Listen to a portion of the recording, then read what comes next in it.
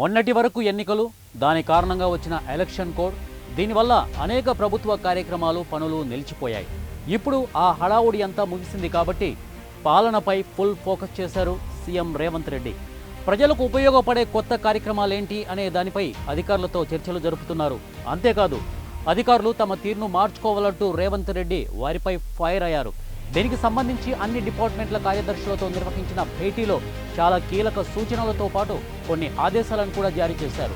అధికారులు ఎప్పటికప్పుడు కొత్త కార్యక్రమాల గురించి ఆలోచించాలని అన్నారు. ఒక్కో అధికారి ఒక్కో ఫ్లాగ్ షిప్ ఐడియాను 2 వారాల్లో ప్రభుత్వానికి సమర్పించాలని సూచించారు.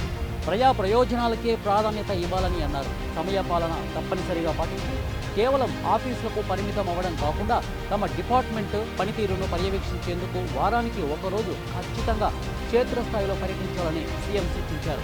నెలకోసారి అన్ని జిల్లాల ఉన్నతాధికారులతో మీటింగ్ ఏర్పాటు చేసుకోవాలని అన్నారు.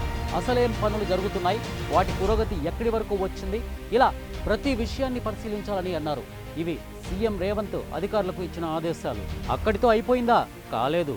ఇవి సెక్రటరియట్లో ఉండే ఉన్నతాధికారులకు కూడా వర్తిస్తాయి. ఆ తర్వాత జిల్లాల కలెక్టర్ల వంతు. అసలు జిల్లాల్లో కలెక్టర్లు ఆఫీసు దాటుతున్నారా అని డైరెక్ట్గానే వారిని ప్రశ్నించారు. కలెక్టర్లు కూడా గ్రౌండ్ లెవెల్లో పర్యటించాలని అన్నారు. హాస్పిటల్స్, అంగన్వాడీ కేంద్రాలు, స్కూల్స్, గవర్నమెంట్ ఇన్స్టిట్యూషన్స్ ఎప్పటికప్పుడు సందర్శించాల్సిందే అని ఆర్డర్ చేశారు. వ్యక్తుల ఇష్టాలకు అనుగుణంగా కాదు, ప్రజల సంక్షేమాన్ని దృష్టిలో ఉంచుకొని పని చేయాలని కలెక్టర్లకు ఆదేశాలు జారీ చేశారు.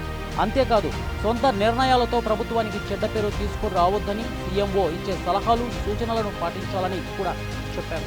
ఇక అంతటితో ఆగని సీఎం రేవంత్ మరో విషయాన్ని క్లారిటీ ఇచ్చారు. అతి త్వరలోనే తాను కూడా వారానికో జిల్లా పర్యటనకు వెళ్లనున్నారు.